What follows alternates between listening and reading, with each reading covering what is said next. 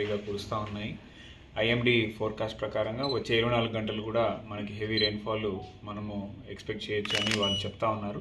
దీన్ని దృష్టిలో పెట్టుకొని మన ఫీల్డ్ స్టాఫ్ అందరూ కూడా అలర్ట్ అయ్యి మార్నింగ్ నిన్నటి నుంచి కూడా ఫీల్డ్లో అలర్ట్ అయి ఉన్నారు. కంట్రోల్ రూమ్ కూడా ఆర్డీఓ లెవెల్లో both Hyderabad division, Secunderabad division RDO ఆఫీసెస్లో ఒక్కొక్క కంట్రోల్ రూమ్ మరియు కలెక్టరేట్లో కంట్రోల్ రూమ్ కూడా ఏర్పాటు చేసినాము. 24 గంటలు కంట్రోల్ రూము ఎక్కడి నుంచి కాల్ వచ్చినా కానీ అటెండ్ అవ్వడానికి మన వాళ్ళు స్టాఫ్ డ్యూటీస్ కూడా వేయడం జరిగింది.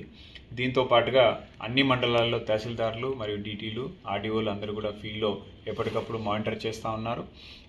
ఇప్పటివరకు జరిగిన గత 24 గంటల్లో ఎక్కడ కూడా ఎటువంటి అవాంఛనీయ సంఘటన జరగలేదు.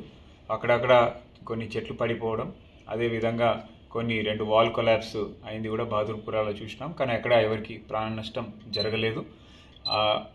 మనము ముందస్తు చర్యలుగా కొన్ని కమ్యూనిటీ హాల్స్ కూడా ఐడెంటిఫై చేసి పెట్టుకున్నాము. లోతట్టు ప్రాంతాలు ఎక్కడైనా జలమయమైనట్లయితే వాళ్ళని తీసుకెళ్ళడానికి మన సిబ్బంది రెడీగా ఉన్నారు. దీంతో పాటుగా మూసి పరివాహిక మండలాలు ఏవైతే ఉన్నాయో ఆ లోతట్టు ప్రాంతాలన్నీ కూడా మేము ముందుగా అలర్ట్ చేసి పెట్టినాము. దాంతోపాటు మూసి యొక్క లెవెల్స్ కూడా మానిటర్ చేస్తూ ఉన్నాం. ప్రస్తుతానికి బోత్ ట్విన్ రిజర్వాయర్స్లో కూడా ఎక్కడ ఇంకా అవుట్ఫ్లో లేదు. సో సిచ్యువేషన్ కంట్రోల్లోనే ఉన్నది. ప్రజలకు మా విజ్ఞప్తి ఏంటంటే, ఈ ఐఎండీ ఫోర్కాస్ట్ ఉంది కాబట్టి అత్యవసరమైతే తప్పితే బయటికి రావద్దని చెప్పి విజ్ఞప్తి చేస్తూ ఉన్నాము.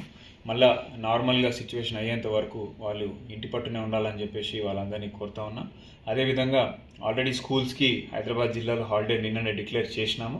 దాంతోపాటు ఇవాళ ప్రభుత్వం కూడా ఇప్పుడు సిఎస్ గారి టెలికాన్ఫరెన్స్ గౌరవ రెవెన్యూ మంత్రి వారు కూడా రెవెన్యూ బీసీ తీసుకోవడం జరిగింది.